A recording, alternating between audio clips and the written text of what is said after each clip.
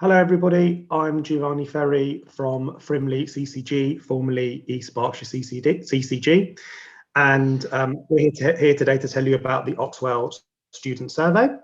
One of the reasons that we want to do this survey is because it's going to help us evaluate all our interventions, both on a community borough level, but also on a school and individual level. And our local driver is our local transformation plan for children and young people, and that applies to East Berkshire and also West Berkshire. So I'm going to be your main contact for East Berkshire, and I'd like to also introduce my colleague Manu, who is the main contact for West Berkshire. Yes, hi everyone, my name is Manuela Cucureddu. I work for Berkshire West CCG, which covers Reading, Wokingham and Newbury councils. So if your school is in one of these councils, I'm your main point of contact for the project, and my name and address will be on the letter, so we will send you later on. Thank you. Brilliant, thank you, Manu. And just to say that this is part of wider transformation work that we're delivering across Berkshire. So you will have seen things like workforce training. There's been more investment in things like specialist CAM services, eating disorders, crisis team, for examples. But there's also been additional investment in things like mental health support teams, working specifically with schools across Berkshire. And the survey is a really important way that we're going to be able to evaluate some of these interventions and other things that are happening in terms of schools like PSHE and pastoral support, counselling and so on. So without further ado, I'm going to hand over to Dr. Mina Fazell, who's going to tell you a little bit more about the background of the survey and some insights from previous years. Thank you. Yes, thank you very much. So I'm Mina Fazell. I work with Karen Mansfield on this OxWell Student Survey, and I'm just going to tell you a little bit about what you as a school will find out if you participate and why we think it's important. So this survey has been running for quite a long time in other counties. So it's been going on for over 10 years. So we just adopted it in 2019. So just to give you a reminder of the national context, that mental health problems in children in the UK is a serious issue, with about 1 in 8 children suffering from mental disorder. And that was 2017. So there's every reason to believe, for obvious reasons about what's happening in society right now, that that number is increasing. And this is what the survey looks like. So it's quite an interactive, child-friendly survey. Data's collected in 3 different surveys depending on what age, so you get a more appropriate looking survey, and about 300 questions are asked maximum. So for example, some questions, a gateway question, so you're asked, have you ever vaped? And if you tick yes, then there might be some questions about that. But if you tick no, you go straight on. So for some, it might be a reasonably shorter survey than for others. But we recommend doing it in a class lesson rather than a form time, because it takes about 25 minutes to do the survey and a bit of time to set it up beforehand. Schools then get a summary report as soon as possible after completing the survey of what the young people in their school are saying. And so the survey is asking about a range of things. So it asks about general well-being. So we ask quite a lot about school factors, how happy they are in school, how supported they feel in school, their sense of agency in school. We ask this questionnaire called the WEMWEBs, which is a well-being questionnaire used very, very broadly. We ask about sleep, we ask about exercise, and then we ask a little bit more about the more at-risk population. So we ask about, for the older population, substance misuse.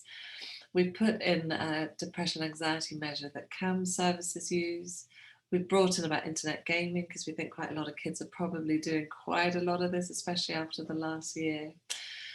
We're very interested in accessing care, so how young people access mental health services or any school mental health support, what they think of it, what their impressions are of it, what their barriers are to accessing it. So that's where we're really interested in learning with the CCG and yourselves how we can make an offer of mental health support acceptable to a young person, because there's no point in having it and it not being used. We ask a bit about COVID experiences, and then we really ask few questions about populations of a lot of concern, those that are reporting ongoing abuse at home or elsewhere, and those that are self-harming. And then as a school, you get quite a lot of resources. You get an information sheet telling you what's needed on the day. There's a lot of support from Foster & Brown, which is the company that runs the survey. The important thing is that schools need to let parents know a week beforehand, so to give them a chance to opt out. And then afterwards, you get an overall summary, you'll get an individual school report depending on primary or secondary, and that schools are finding this incredibly useful. So this is just a little snapshot of what happened last year, what we collected. So 19,000 students participated last year in 237 schools. And this basically, we asked a few questions about lockdown. So here we ask, what was the effect on your happiness? And so in red is worse and in green is better. And you can see that, for years 7 and 8, it's about kind of a third across the board. So a third are worse, a third the same, a third are better. But as you get to years 12 and 13, and this reflects everything that all the surveys are telling us, the mental health indices are getting considerably worse in those age groups. But actually, there is still a proportion that are saying they're better. So we can't ignore both those experiences, but obviously we're worried about it. So this is just a snapshot of what, we're able to then learn, for example, in East Berkshire or Frimley now. So this was in the well-being measure. We asked, do you feel, were well-being low, moderate or high? You're able to kind of see how you're doing across the year groups and also compared to other counties. So we ask about physical exercise, so you can kind of look at how much exercise is being done compared to males or females or schools in general. We asked about sleep, for example. Again, a large number were saying it was worse. About a third across the years were saying it was better. And we asked about how many hours of schoolwork they were doing. This was taken in the first lockdown where the majority of respondents were at home filling out the survey. And this was quite interesting because it showed that there was a kind of variation in the number of hours that young people were working. Sorry, the key's gone, but it basically from the bottom to top is the number of hours young people were working. It is pretty varied across the years. And we asked about underlying preoccupations as well. So how worried are you about something, or not worried or indifferent? So at the bottom, you can see doing well at school or college. Over 50% are saying that they're very worried about it.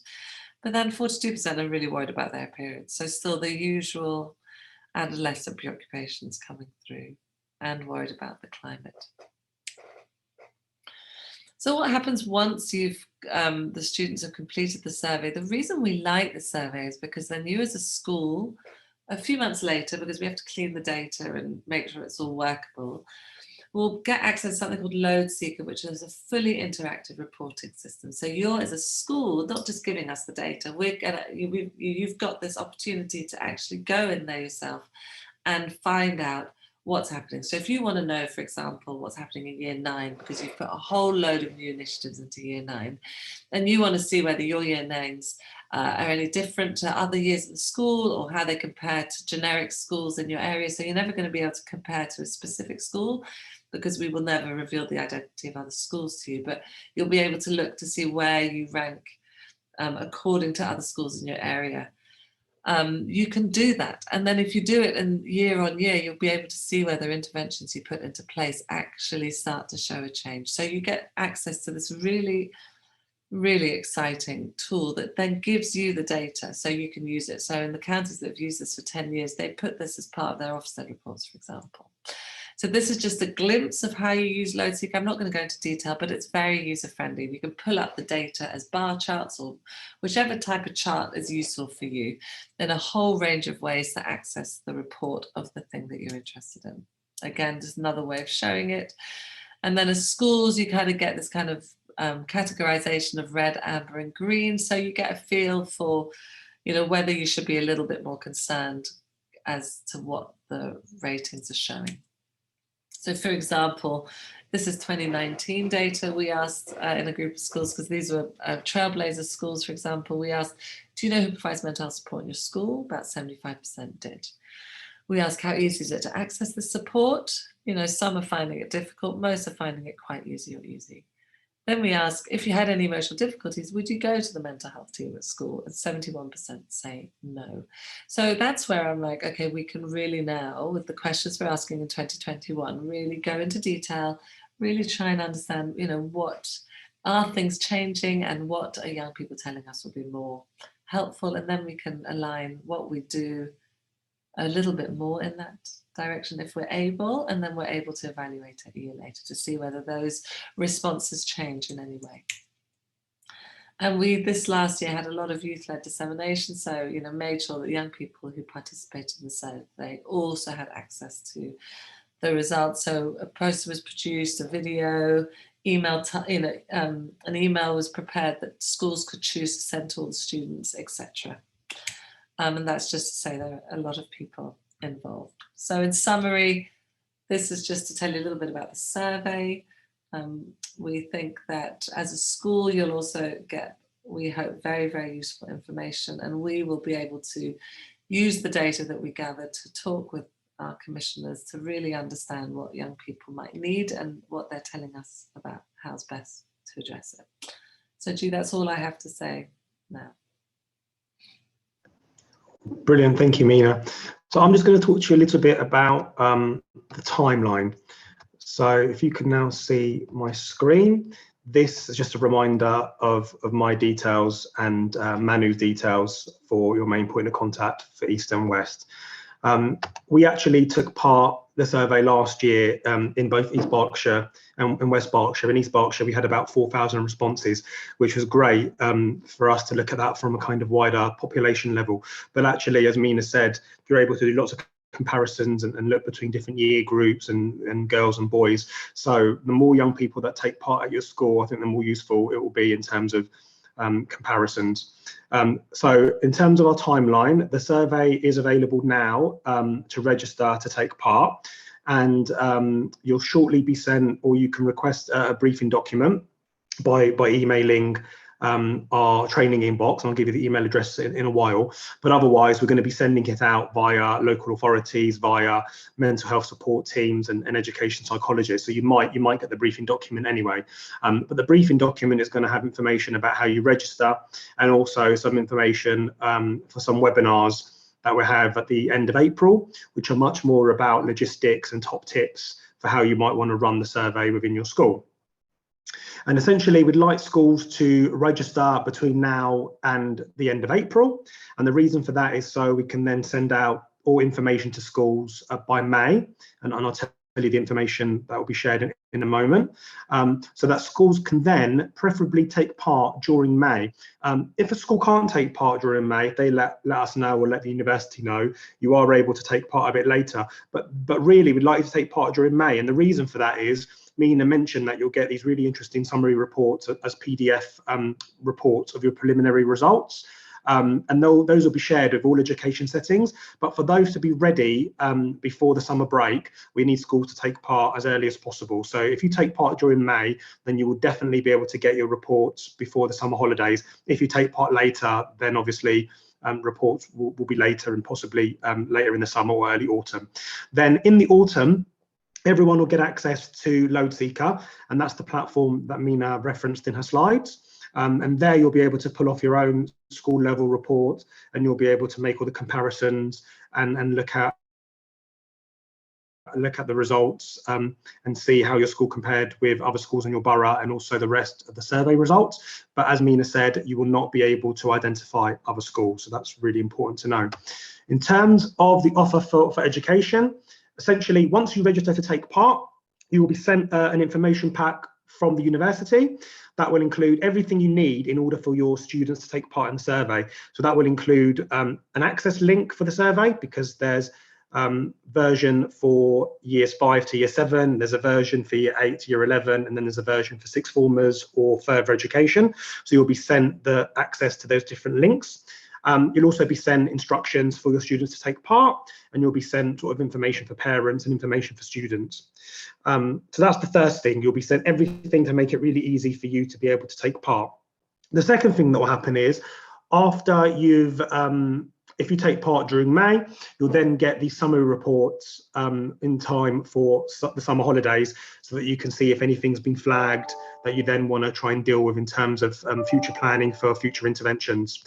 You'll also then get access to your data online via LoadSeeker. That will be in the autumn, and that's where you'll be able to pull off the reports, like Mina suggested earlier, are really useful for things like Ofsted or for other reports that you need to create as a school.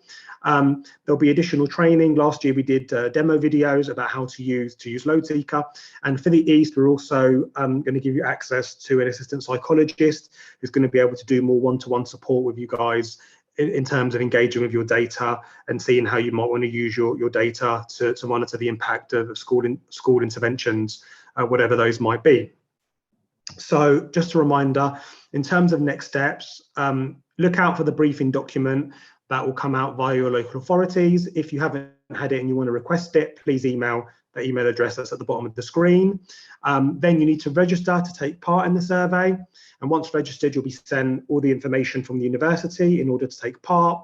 And the briefing document also has information about some further webinars at the end of April, which you can also register to attend if you think that would be useful. So that's everything from me. I hope you found out something new about the survey. I know some schools would have already taken part in the survey, but last year, most people took part at home, and this year it will obviously be, hopefully be during a school setting as part of a classroom lesson. So we're hoping that participation and the reach will be improved, and therefore will be really useful for you guys as a school, and not just for us as a CCG, in terms of understanding how we can use your results and use that to shape interventions. Thank you. Thank you. One last point is just that if children will be at home, because there's likely to be some sort of blended learning, we are looking into making it possible that if you're doing it at school, we enable those that are at home to also do it. So watch this space, and thank you very much.